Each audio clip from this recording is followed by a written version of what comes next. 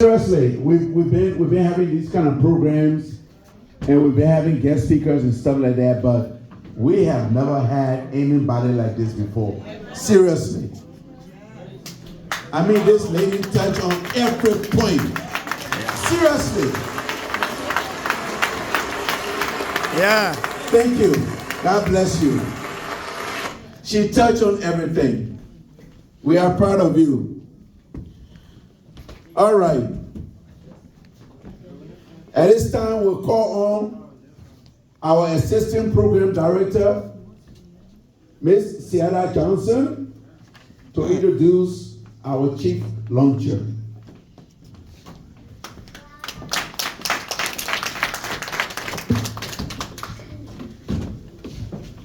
Good evening, ladies and gentlemen. My name is Ciara Johnson, Assistant Program Coordinator for Falswar International. I'm honored tonight to be introducing our Chief Launcher. She's a beautiful lady, a PhD holder, a PM Pharm MS.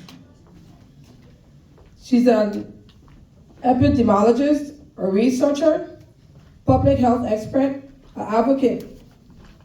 She's an adjunct faculty member to the College of Pharmacy at the University of Florida. She's an evaluation lead with Partners in Health, United States. Dr. Boley earned her doctorate in public health with a concentration of epidemiology and complete a fellowship in disease surveillance system at the Hennepin County Department of Public Health in Minnesota. She received her master's degree in cancer biology and pharmacist from the University of Minnesota School in Medicine and the University of Florida. During the COVID-19 response, she led evaluations and research design, provided technical guidance and oversight of implementations, and coordinated internal and external evaluation, partners for the $9 million 3-year CDC CCR 2019 grant in collaborations with NCD, HHS, and 6 non-governmental partners throughout North Carolina. Dr. Boley has co-authored peer-reviewed papers that have appeared in renowned epidemiology journals, global health publications, and the World Health Organization Bulletin. She has over 60 years of experience researching health systems in Minnesota, including 2 years of supporting research at 8 partners in health global locations in low middle income countries, LMICs, including Haiti, Lesotho, Liberia, Malawi, Mexico, Peru, Rwanda, and Sierra Leone, as well as 2 years living in Liberia. She is deeply committed to leveraging living in Liberia. She is deeply committed to leveraging living in Liberia. She is deeply committed to leveraging data and research to improve health outcomes for vulnerable communities. Ladies and gentlemen, please help me welcome Dr. Emma Jean Boley to the stage.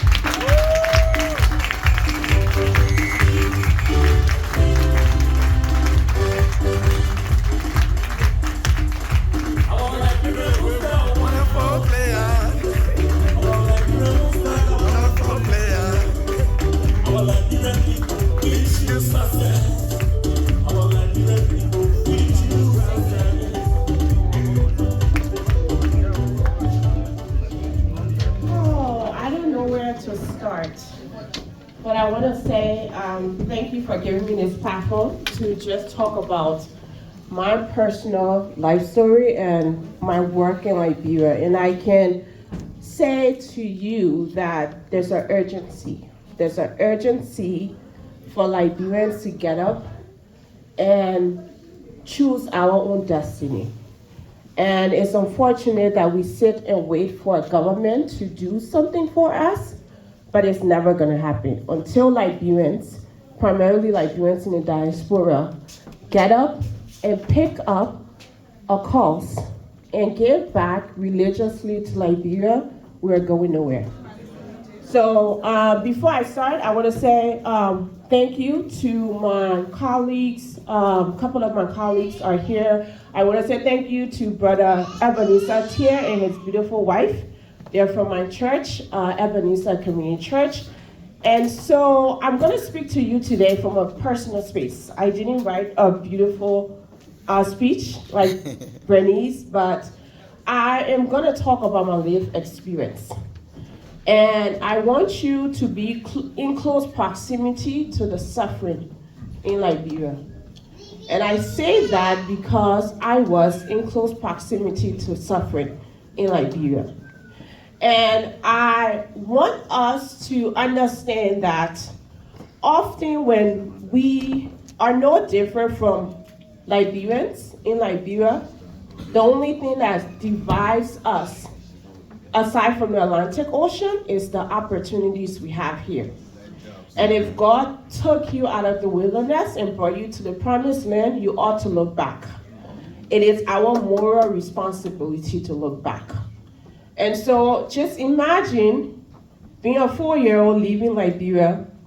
I guess everybody know my age now, but leaving Liberia 1990 at 4 years old, living in Ghana for 8 years on a refugee camp, and then coming to the US and staying here 25 years.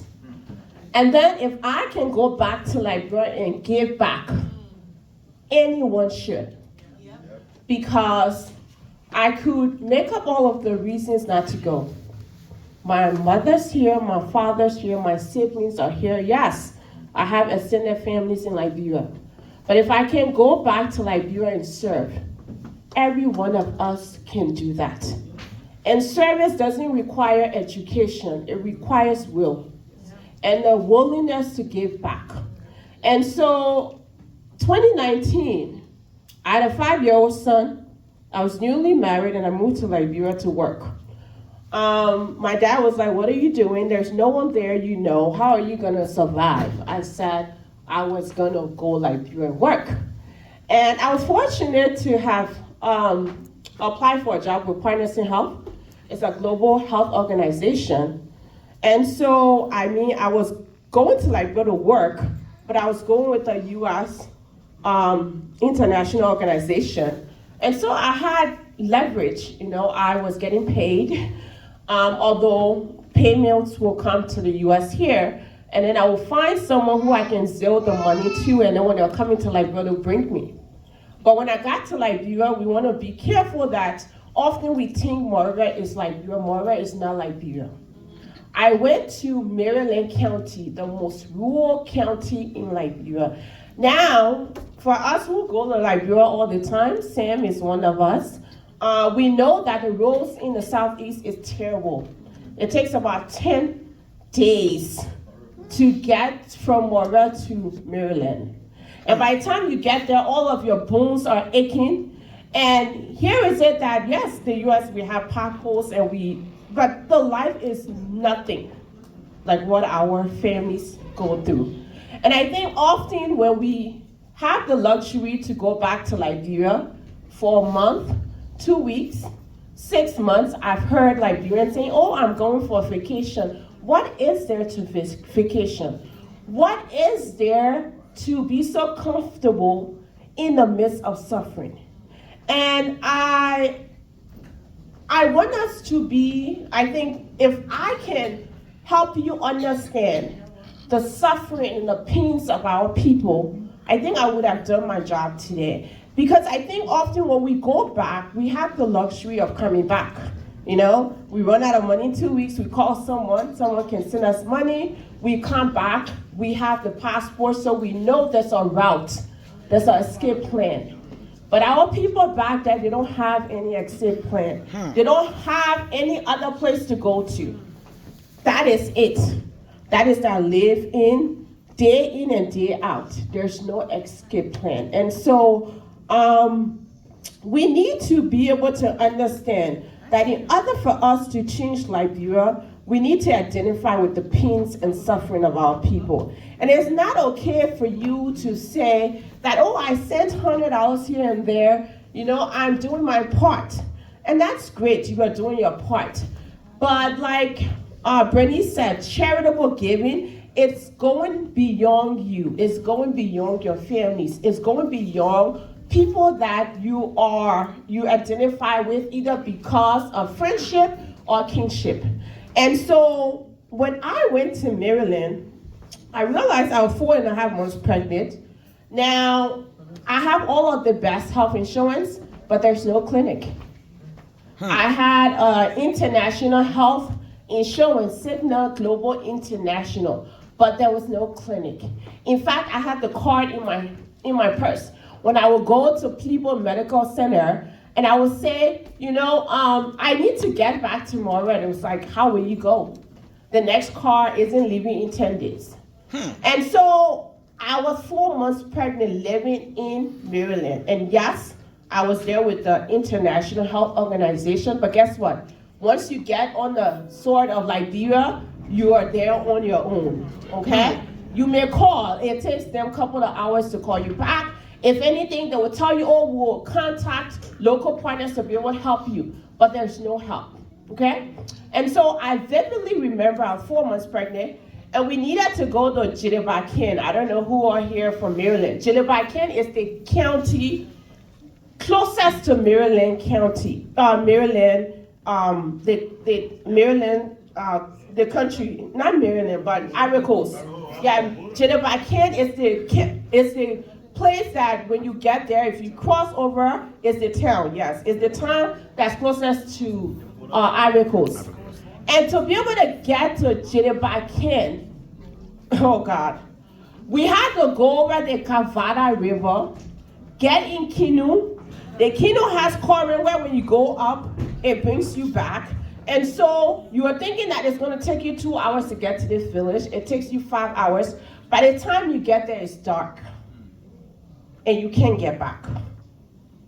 And so imagine we got to that village and there was a pregnant woman there, just what you said, Brittany.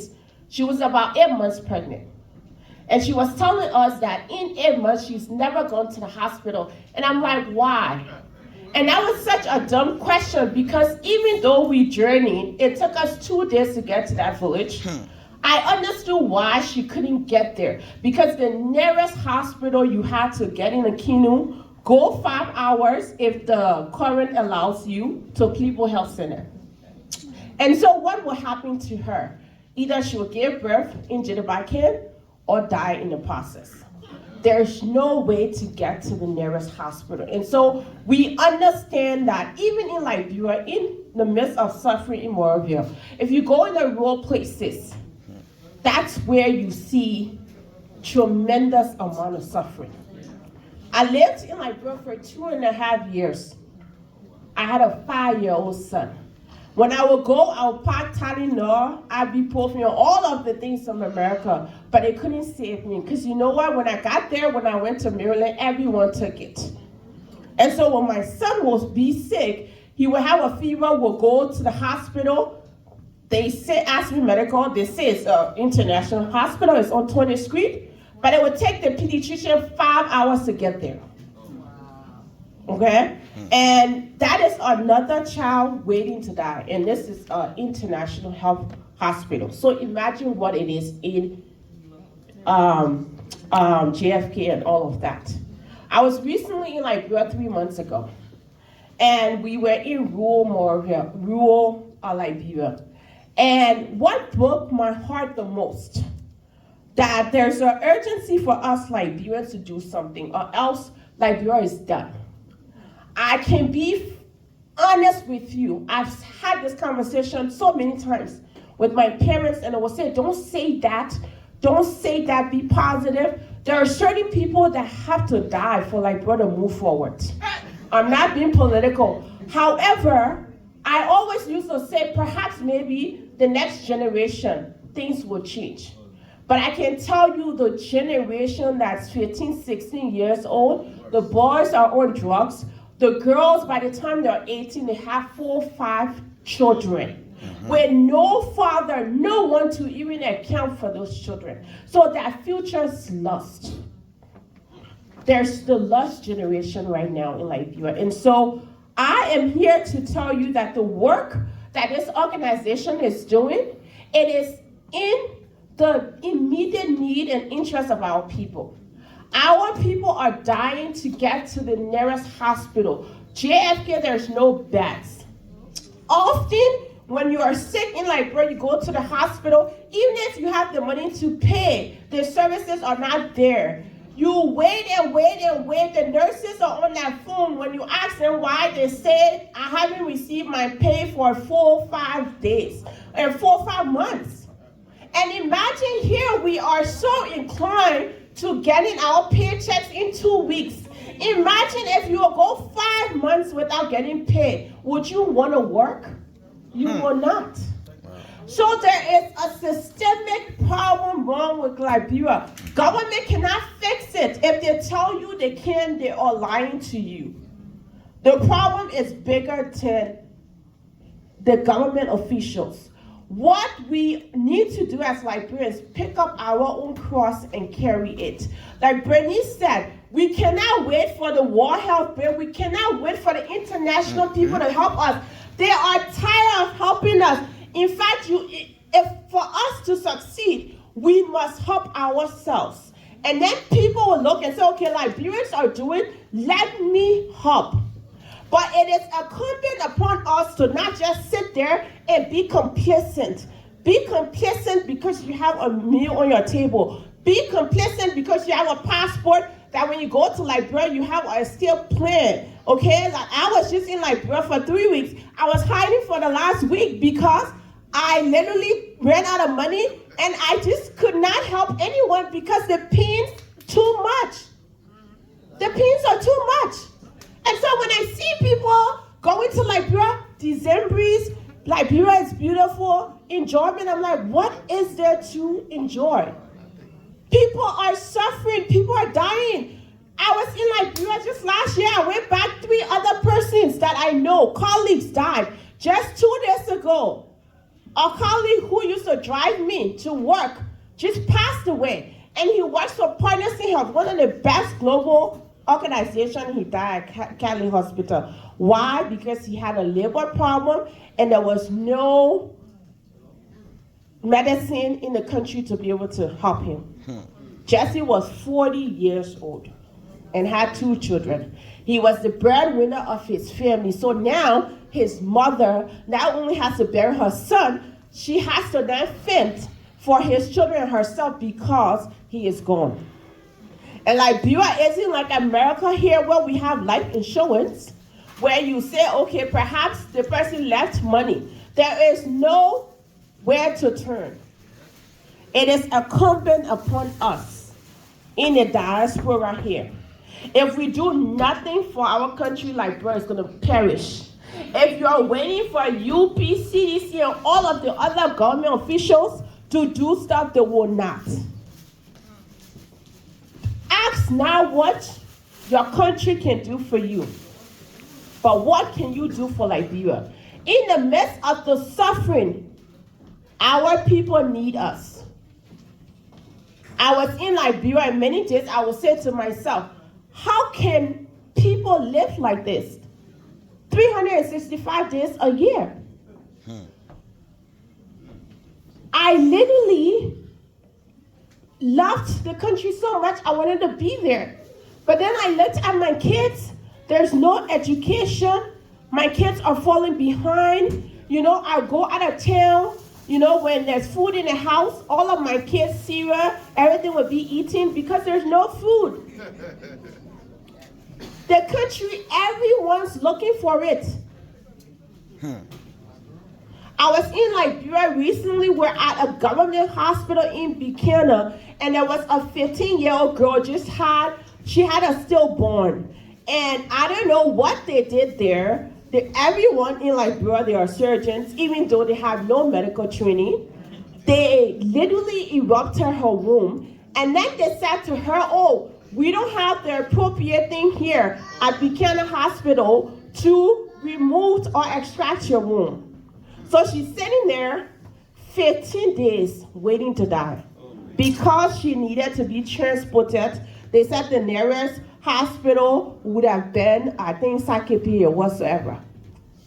And so I guarantee you, if we were to go back they will say that she passed away. And this is the generation that's supposed to bring Liberia out of the wilderness that we're in. So I'm here today to just urge you, okay? Urge you to give back. Whatever way you can. If I did it, went back to Liberia after 25 years, didn't have my mother, didn't have my father, didn't have my siblings, had my husband but couldn't sit down. So we need to go back. I think until you live a life, I think we have forgotten the pains and struggles of being a refugee, going all day and not having food. Because that is the need, that is the situation right now in Liberia. There are people that are just waiting to die. There are people that are praying for someone to give back and look back. And so I just want to urge us here that we need to not be complacent, that because we're no longer in Liberia, that we feel so comfortable and we think if we go back to Liberia once a year for 3 weeks, it is okay. It is not okay. What we ought to do is to partner with an organization like Falswar International. Give your time. Time is the most valuable commodity. Most valuable, you can never get it back. You can lose funds, and God willing, you can get funds back. But you can never get time back. So give your time if you can. If you don't have the funds, call someone, talk to them about what Falswar International is doing. And I would just tell you that what I'm telling you here works. And I pretty much, when I was asked to speak about my life experience in Liberia, I called up my mother, my dad, my siblings. I called people that I work with that are in different states, in New York, in Alabama. And I said, I'm part of this work that we're trying to raise at least $20,000 to take 3 medical containers to Liberia by March of next year. Would you help us? Everyone. When people understand the problem, they are motivated to give. I was able to raise, not me alone, okay? Don't mind the title. I have 3 young children.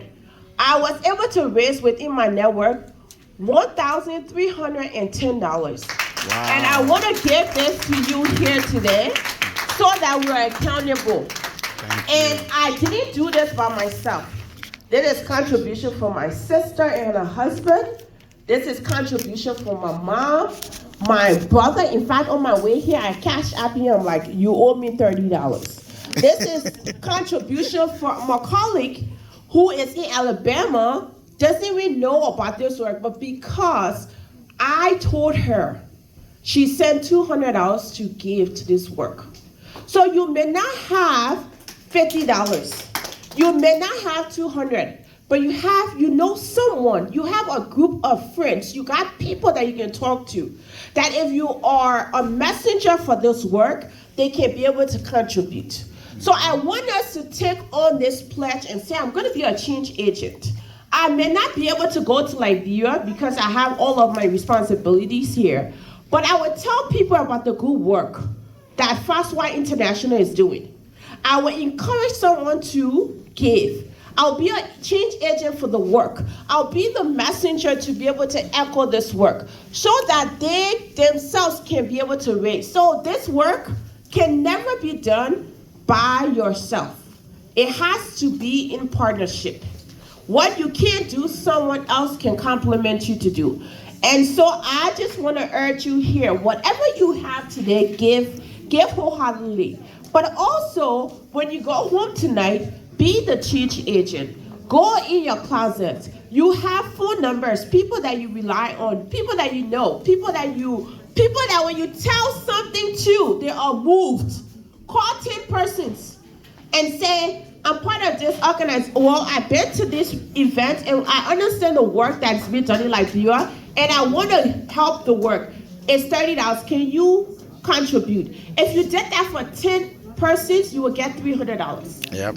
We're not asking you for a lot. We understand the situations in the U.S. here. We understand that you have your families. What we are asking you to do is to not be complacent. Not be complacent because you have a 9-to-5 job that you can be able to pay your rent, put food on your table, so you are complacent to the pain and suffering of our people. If you help bring hospital bed to one clinic and a mother sits there and have a baby and not have to, I would just say this quickly.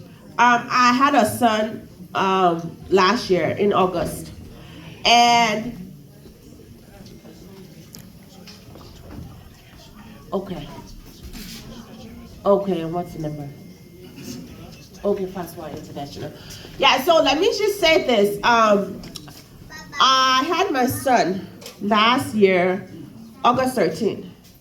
And this is my third baby, and I was trying to, my mom actually took me, because my husband's still in Liberia, my mom had to take me to Maple Grove Hospital. And it was 10 minutes from the house. And I remember I was in so much pain. I couldn't even understand why it was 10 minutes. It was the longest 10 minutes of my life. And then I thought back to that lady in Jideba Kid. Yeah.